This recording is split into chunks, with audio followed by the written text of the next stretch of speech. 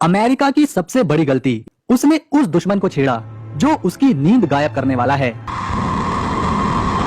अब अमेरिका के खिलाफ उतरी दो ऐसी ताकतें जिनके सामने अमेरिकी फौज, उसके फाइटर जेट्स और टेक्नोलॉजी सब धाराशाही होने वाली है। दोस्तों, आपको याद होगा 2-3 दिन पहले अमेरिका ने ईरान पर हमला किया था और ईरान उसके बाद काफी गुस्से में है, लेकिन युद्ध करने की रणनीति के मामले में उसने अपने गुस्से को शांत करके दो ऐसे बड़े कदम उठाए हैं कि न सिर्फ अमेरिका बल्कि पूरी वेस्टर्न ताकतें टेंशन में आ चुकी हैं। सबसे पहले बात करते हैं ईरान के सबसे बड़े कदम की, जिससे अमेरिका की आंखें चौंधिया सी गई हैं।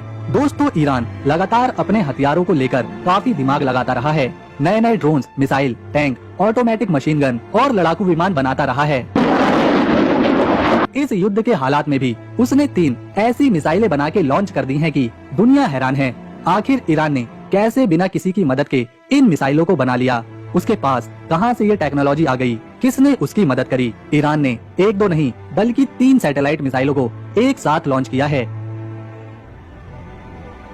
जी हाँ दोस्तों, ईरान ने अपने इस मिशन की जानकारी देते हुए बताया कि हमने 3 सैटेलाइट को स्पेस में सफलतापूर्वक लॉन्च किया है।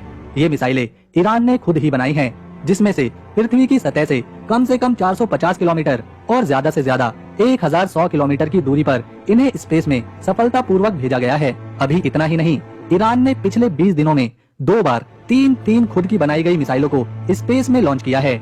एक तरह से ये अमेरिका के लिए ईरान का शक्ति प्रदर्शन है, उसकी ताकत का एक छोटा सा नमूना है। इन सैटेलाइटों की मदद से ईरान को युद्ध करने में काफी मदद मिलने वाली है और फ्यूचर में भी इसका डाटा बहुत उपयोगी साबित होने वाला है। ऐसे बहुत ही कम देश हैं जो 3 मिसाइलों को एक साथ स्पेस में लॉन्च कर पाए हैं। मादा, ज्ञान-2 और हते-1 सैटेलाइट को सेवनान नाम की जगह से इमाम खुमैनी स्पेस लॉन्च टर्मिनल से ईरान ने लॉन्च किया है।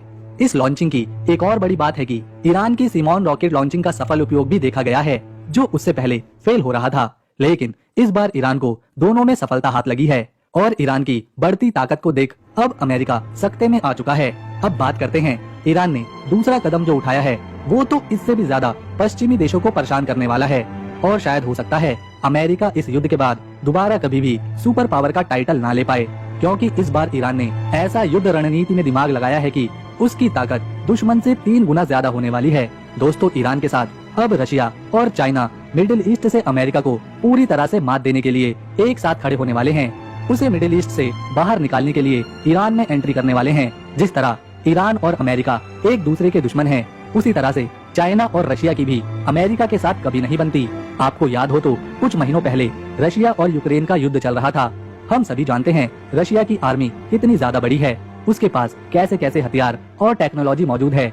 अगर यूक्रेन रशिया से अकेले युद्ध लड़ता तो रशिया यूक्रेन को आसानी से हरा देता।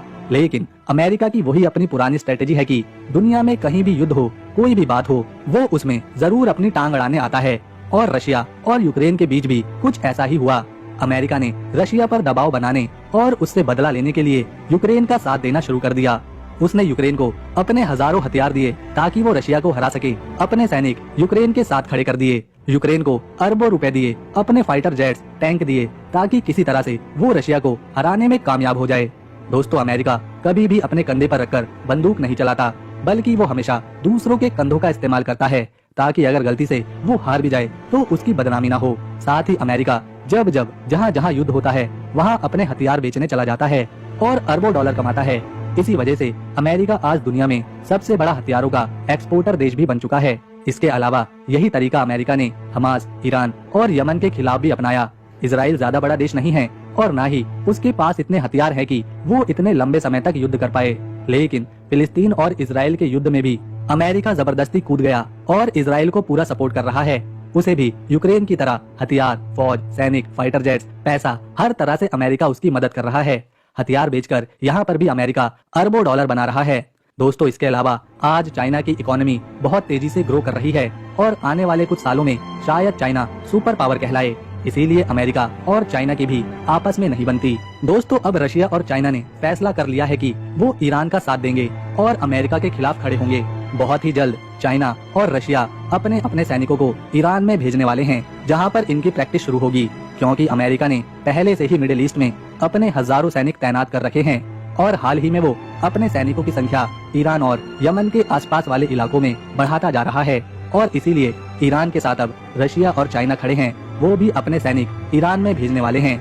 ईरान की ताकत का अंदाजा आप लगा सकते हैं कि जहां उसके पास खुद ही अमेरिका को चुनौती देने की काबिलियत है, तो वहीं जब ईरान के साथ रशिया और चाइना की ताकत शामिल हो जाएगी तो ईरान कितना ज्यादा पावरफुल बन जाएगा और अमेरिका इससे निपटने के लिए हो सकता है नेटो अलायंस का इस्तेमाल करे। फिर भी नेटो अलायंस की ताकत भी ईरान, रशिया और चाइना के सामने कमजोर ही नजर आती है। दोस्तों, अमेरिका किसी भी तरह से मिडिल ईस्ट की कंट्रीज पर अपना कंट्रोल चाहता है, क्योंकि वहाँ पर असीमित रूप से तेल मौजूद है, गैस मौजूद है, जिसे अमेरिका को दूसरे देशों से खरीदना पड़ता है। और अगर एक बार अमेरिका ने इन मिडिल ईस्ट की कंट्री पर अपना दबदबा कायम कर लिया तो फिर उसे कोई नहीं रोक सकता। लेकिन अब यमन, ईरान और चाइना अमेरिका के खिलाफ डटकर खड़े हैं और उन्होंने अमेरिका के कई सैनिकों को वापस भेजना भी शुरू कर दिया।